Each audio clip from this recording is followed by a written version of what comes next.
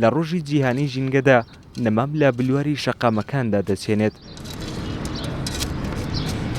مامستێق ماوەی 43 ساڵە ژینگە پارێزە بە خۆشەویستی و کارەکەی دەکات تا بتوانێت ببێتە هۆکارێک بۆ سەوزکردنی ژینگە.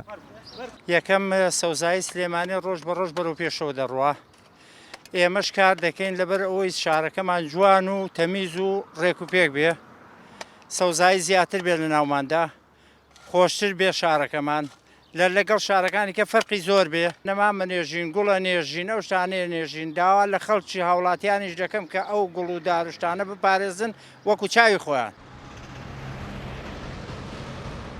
بەڕێوەبەرایەتی باخچەکانی سلێمانیش بەردەوام کار دەکەن تا ژینگە و سەوزایی سلێمانی زیاد بکەن و بتوانن بیپارێزن. بە خۆشحاڵیشەوە شاری سلێمانی هەم لە پێشترە هەم لە داهاتووشە لەو شارانەیە کە نسبەیەکی لەو یەکێکە لە شارەکان کە زۆرترین سەوزایی لە هەرێمی کوردستانە زۆرترینی سەوزایی هەیە، بۆیە ئەمەجی خۆشحاڵیە بۆ شاری سلێمانی و ئەم هەڵمەتانەی کە لە هەموو لایەنەکان و لە ئەو شوێنانی کە لە یعنی تابعن بە ژینگە و بە دارستان و بەڕێوەبەرایەتی دارستان و پاوەن و بەڕێوەبەرایەتی باخچەکان و سرجەم ئەو لایەنانە و ئەو خەمخۆرانی ژینگە کە لە خەمی ژینگەی کوردستان و شاری سلێمانیان بە دەستخۆشیەوە ئەمە نیسبەی سەوزایی شاری سلێمانی زیاترەکەوە شارەکەمان سەوزترەکە.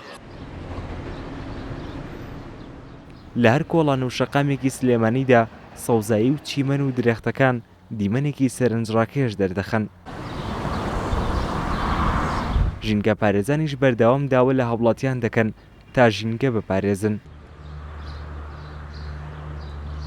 فەرمانگەی ژینگەی پاراستنی سلێمانیش بەردەوام لە هەوڵەکانیان بۆ فراوانکردنی سەوزایی لە شاری سلێمانی.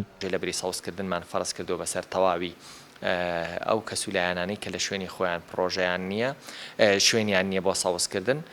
فەرمانگەی ژینگەی سلێمانی شوێنێکی تریان بە هەڵماهەنگی لەگەڵ لایەنە پەیوەندیدارەکان بۆ تەرخانەکە تاکو سەوزی بکەن و ئیدارەی بدەن بە شێوەیەکی هەمیشەیی کە ئەمەش ئەبێتەوەی زیادکردنی ڕێژەی سەوزایی و ڕووبەری سەوزایی پارێزگاکە.